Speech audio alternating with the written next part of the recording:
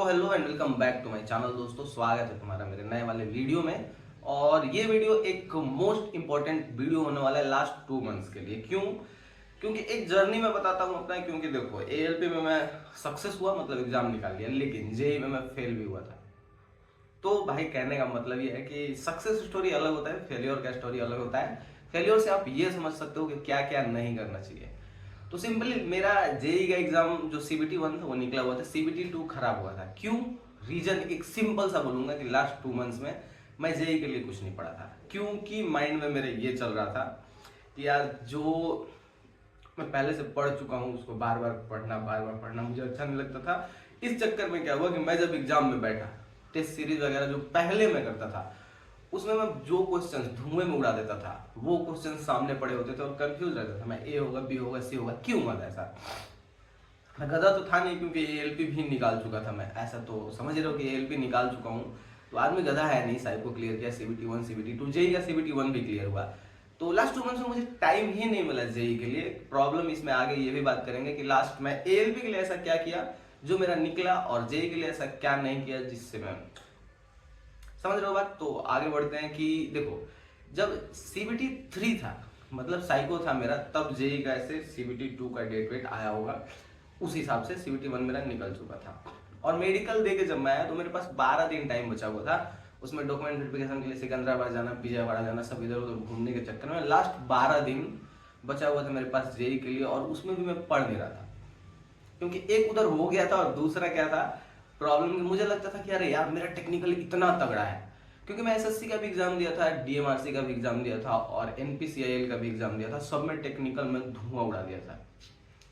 लेकिन जेई के टाइम जो रेलवे का जेई है उसमें सब बर्बाद। टॉपिक को बहुत ज्यादा लंबा नहीं खींचते हैं और बात करते हैं कि जेई के टाइम ऐसा क्या नहीं किया, एएलपी के टाइम ऐसा क्या किया जो ये निकला और ये बर्बाद हो गया। तो सिंपल चीज है, देखो, जब मैं एएलपी के टाइम था तो मैं सब चीज पढ़ चुका था। सिलेबस अभी आपके माइंड में भी आ रहा होगा कि भाई सिलेबस तो मेरा कंप्लीट ही है, क्या पढ़ना है बार बार। यही गलती लोग करते हैं। भाई देखो, एएलपी के टाइम में मेरा सिलेबस कंप्लीट था, जेई के टाइम में मेरा सिलेबस कंप्लीट था, लेकिन एएलपी के टाइम क्या था कि मेरा जो सिलेबस कंप्लीट था, मैथ का, फिजिक्स का, साइंस का, मैं सोचो 2 दिन में फिजिक्स बार बार पढ़ता था, केमिस्ट्री बार बार पढ़ता था, बायो बार बार पढ़ता था, मैथ्स बार बार लगाता था, वही मैथ वही चैप्टर। एक मेरे पास बुक था, जैसे ये देखो, ये एक बुक है मेरे पास, पिनाकल पब्लिकेशन का है, ये सामान्य अध्ययन है, ये रेलवे के किसी भी एग्जाम में काम आएगा क्योंकि ये जनरल स्टडी का बुक है। तो इस टाइप का मान लो जो भी बुक है, तो इसमें बहुत सारे ऐसे क्वेश्चंस दिए हुए हैं जो प्रीवियस ईयर के हैं लगाने वाले। तो इन बुक्स को मैं उठाता था, जैसे इसमें भी है। और इसमें सबसे अच्छा चीज ये है कि देखो, इसमें इस टाइप से चैप्टर वाइज तुमको दिए हुए हैं क्वेश्चंस, चैप्टर वाइज, जो कि सिर्फ रेलवे के एग्जाम में पूछे गए वाले क्वेश्चन है। मतलब एएलपी में पूछा गया, एनटीपीसी में पूछा गया, जेई में पूछा गया, इसमें सवाल दिए हुए हैं, प्रीवियस ईयर दिए हुए हैं। तो ये एक अच्छा बुक हो सकता है। और इस बुक से एग्जांपल लेता हूं मैं। मान लो कि मैं स्टार्ट किया यहाँ से पढ़ना, पढ़ा पढ़ा पढ़ा, और जो क्वेश्चंस मुझे आते हैं लास्ट टाइम में मैं उनको दोबारा पढ़ता था। क्यों दोबारा पढ़ता था, तिबारा पढ़ता था? जैसे साइंस का बुक उठा लो, ये तो जनरल स्टडीज का है, पिनाकल का है, ले सकते हो, लिंक डिस्क्रिप्शन में इसका भी मैं दे दूंगा। तो एक बुक को ऐसे एक बुक को कम से कम 7 बार, 8 बार, 10 बार पढ़ जाओ। ये लास्ट टाइम का मौका है। क्यों? और लास्ट टाइम में पढ़ना इजी भी होता है। लास्ट टाइम में पढ़ना इसलिए इजी होता है और इंपॉर्टेंट भी होता है कि पहले से तुम पढ़ चुको, तो खट खट खट खट पढ़ के निकल जाओगे। तो एक सिंपल कहने का मतलब यही है मेरा कि लास्ट 2 मंथ में भाई फुल मेहनत कर लेना। जो चैप्टर पढ़ चुके हो उनको मत छोड़ना। जेई के टाइम में यही गलती करा कि भाई मुझे लगता था कि यार सिलेबस कंप्लीट है, सिलेबस कंप्लीट है, छोड़ो। लेकिन उससे कंफ्यूजन क्लियर होता है। एक चीज को 10 बार 12 बार पढ़ने से कंफ्यूजन क्लियर होता है। तुम सोचो यार सिलेबस कंप्लीट करना है, 10th का एग्जाम नहीं है, सिलेबस कंप्लीट करने के चक्कर में मत पढ़ो, कंफ्यूजन क्लियर करने के चक्कर में पढ़ो। कि वहां पे 4 ऑप्शन होते हैं ना, ए बी सी डी, चारों लगता है कि सही है, ये हो जाता है प्रॉब्लम अगर कंफ्यूजन क्लियर नहीं करोगे। तो एक चीज को 10-12 बार पढ़ो। एएलपी के टाइम में ये किया, जेई के टाइम नहीं किया। दूसरा चीज कि एक भी प्रीवियस ईयर में नहीं देखा जेई के लिए, और ये मेरा सबसे बड़ा गलती था। जैसे सेम बुक में प्रीवियस ईयर क्वेश्चंस दिए हुए। क्यों?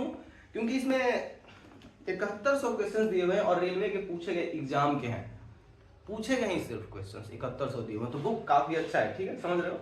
और मैं बोलता हूँ कि हाँ, प्रीवियस ईयर में नहीं देखा, ये सबसे बड़ा गलती है। क्योंकि मुझे अंदाजा ही नहीं था बिल्कुल ही कि कैसे कैसे क्वेश्चंस पूछे जाते हैं। क्या क्या कंफ्यूजन होता है। क्वेश्चंस अगर सॉल्व करोगे तो समझ में आएगा ना कि भाई कैसे कंफ्यूजन होता है, क्या होता है, क्या मेरा वीक है, क्या वीक नहीं है। तो प्रीवियस ईयर मैं एएलपी के टाइम बहुत देखता था, मैं गूगल से डाउनलोड कर करके हर जगह से खोज खोज के देखता था, लेकिन जेईई के टाइम नहीं देखता था, क्योंकि मुझे लगता था मेरा पूरा कंप्लीट है। भाई पूरा कंप्लीट अगर आपका हो, पूरा ही कंप्लीट हो, लेकिन जो एग्जाम में जैसे क्वेश्चन पूछे जाते हैं उसको स्पेशली अच्छे से प्रिपेयर करना चाहिए ना। तो ये गलती आप लोग मत करना, प्रीवियस ईयर देखना। और एएलपी के लिए मेन मुख्य भूमिका मेरा प्रैक्टिस सेट निभाता है, क्योंकि मैं तीन प्रैक्टिस सेट लगाता था और जेईई के लिए एक भी नहीं। प्रैक्टिस सेट लगाने से फायदा क्या होता है, हाँ प्रैक्टिस सेट कभी भी लगाना तो टाइम लगा के ही लगाना, जितना एग्जाम में टाइम मिलता है उतने टाइम में ही करना है।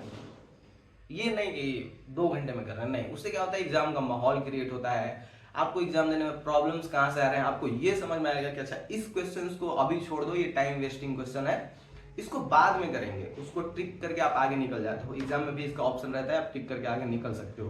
तो ये सब चीजें हैं जो मैं जेईई के टाइम नहीं किया था। मेनली सिलेबस कंप्लीट होने के बाद हमने पढ़ना छोड़ दिया, सिर्फ प्रैक्टिस किया। सिर्फ प्रैक्टिस करोगे बहुत अच्छा चीज है, लेकिन प्रैक्टिस के अलावा उन चीजों को दोबारा पढ़ो, 4 बार पढ़ो, 5 बार पढ़ो, ऐसा पढ़ो कि सबकॉन्शियस माइंड में घुस जाए। समझ रहे हो कि अगर तुम्हारे माइंड में यह है कि अच्छा इसका 50% कितना है, तो तुम्हारे सबकॉन्शियस माइंड से यह जाना चाहिए कि 2 से भागा दे तो 50% निकल जाता है। इस तरह से पढ़ो, प्रैक्टिस करना बहुत जरूरी है। लास्ट 2 मंथ मोस्ट इंपॉर्टेंट है किसी भी एग्जाम के लिए। मैं जीता जागता एग्जाम्पल हूं, नहीं तो मैं जेईई बन गया होता आज, क्योंकि मेरा बहुत अच्छा तैयार था यार। और ये वीडियो बनाने का यही मतलब है कि मेरे जितने सब्सक्राइबर्स हैं, जितने भाई लोग हैं या बहन लोग जो भी, वो गलती ना करें ये वाला कि मेरा सिलेबस कंप्लीट है और मैं पढ़ूँ नहीं या सिर्फ प्रैक्टिस करता रहूँ, सिर्फ प्रीवियस ईयर लगाता रहूँ ये। और हाँ, एक मेन चीज कि मैं पटना में था एएलपी के टाइम पे, भाई मैं एक क्लास ज्वाइन किया था जहां पे क्या होता था कि 25-30 मैथ के क्वेश्चंस और 25-30 रीजनिंग के क्वेश्चंस दिए जाते थे और आपको सॉल्व करना है। वहां पे 40-50 लड़के बैठे हुए हैं, तो वहां पे भी एक बहुत बड़ा फायदा हो जाता है कि देखो सर बताएंगे आपको क्वेश्चन, पटना में, इलाहाबाद में, जो भी हर जगह होता है, सर आपको क्वेश्चंस देंगे, आपसे जो नहीं बना वो बोर्ड पे बनवाएंगे और जो बन गया तो अंदर से खुशी। तो वहां पे क्या होता है कि अच्छा इस टाइप के क्वेश्चंस हैं, सर बनवा रहे हैं, इसको नोट करो। और एक मेन चीज वहां पे औकात भी पता चलता है कि 50 लड़कों में मैं कहाँ हूँ, कितना और मेहनत करना है, कितना और मुझे पढ़ना है, कितना और टाइम देना है। तो लास्टली ये भी एक चीज कर सकते हो, जैसे हमारे यहाँ बिहार में तो यही चलता है, क्विज ही चलता है, तो क्विज में बहुत सारे लड़के आते हैं, वहां बैठ के पढ़ते हैं। लेकिन पटना इलाहाबाद में भी होता है, टीचर लोग करवाते हैं, वो चीज ज्वाइन करोगे तो सोने पे सुहागा होगा, उसको जाके ज्वाइन करो लास्ट अभी के टाइम पे, क्योंकि अभी सबका सिलेबस कंप्लीट है। तो कोई ये बहाना नहीं मार सकता कि अच्छा ये तो मैं पढ़ा ही नहीं हूँ। समझ रहे हो ना। वीडियो बहुत लंबा हो रहा है, तो वीडियो को यहीं पे एंड करेंगे। मिलेंगे तुम लोगों से नेक्स्ट वाले वीडियो में, तब तक के लिए अलविदा, सब्बा खैर। वीडियो अच्छा लगा तो लाइक कर लेना, चैनल को सब्सक्राइब कर लेना। और लास्ट 2 मंथ चल रहा है भाई, जो भी प्रॉब्लम है पूछ सकते हो आप लोग कमेंट में, इंस्टाग्राम हमेशा ओपन रहता है, उस पर पढ़ो, बस पढ़ो, ठीक है।